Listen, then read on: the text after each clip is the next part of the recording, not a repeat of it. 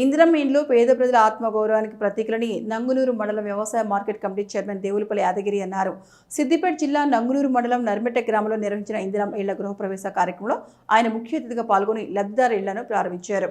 ఈ సందర్భంగా market committee chairman మీడియాతో మాట్లాడుతూ పేదల సొంతింటి కలను సాకారం చేయడం ప్రభుత్వ లక్ష్యమని, ప్రతి అర్హుల కుటుంబానికి గౌరవప్రదమైన నివాసం కల్పించేందుకు ప్రభుత్వం కట్టుబడి ఉందని తెలిపారు. ఇందిరమ్మ ఇళ్ల పంపిణీ నిరంతర ప్రక్రియ అని తెలిపారు. మన మార్కెట్ చైర్మన్ దేవపల్లి యాదగిరి గారు నర్మెట గ్రామానికి రావడం, 2 ఇందిరమ్మ ఇండ్లు ఓపెన్ చేసి ఇవాళ ఇంకా 25 ఇండ్లు కాక ఇవి ఆల్రెడీ అయిపోయినాయి. ఇంకా 40 ఇండ్లు నాకు నర్మెట గ్రామానికి అర్హులు ఉన్నారు కాబట్టి 40 ఇండ్లు నాకు శాంక్షన్ చేస్తే దయచేసి వాళ్ళకు మాకు సహకరించినట్టు అవుతుంది. అది నంగునూరు మండలం నర్మెట గ్రామంలో 2 ఇందిరమ్మ ఇండ్ల గృహప్రవేశాలు ఘనంగా నిర్వహించుకోవడం జరిగింది.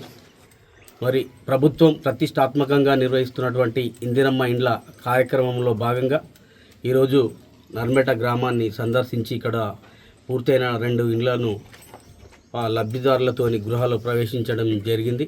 మరి ఈ సందర్భంగా ఆ లబ్ధిదారులకు శుభాకాంక్షలు తెలియజేస్తూ ఇందిరమ్మ ఇండ్ల పథకం అనేది నిరంతర ప్రక్రియ.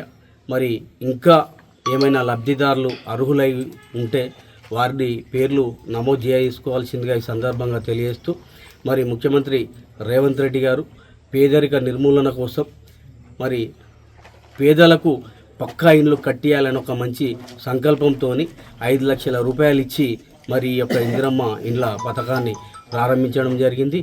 అది కూడా పూర్తి స్థాయిలో మరి నంగునూరు మండలంలో దాదాపు 668 ఇండ్లను మనం మంజూరు చేసుకోవడం జరిగింది.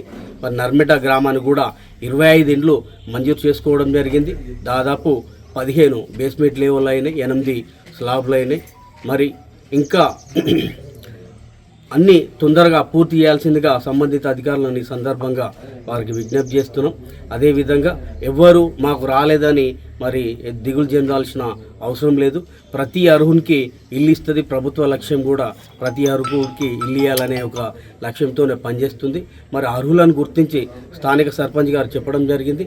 మరి ఎంతమంది అర్హులు ఉన్నారో వాళ్ళు లిస్ట్ ఇవ్వాల్సిందిగా ఈ సందర్భంగా తెలియజేస్తూ, మరి ప్రతి ఒక్క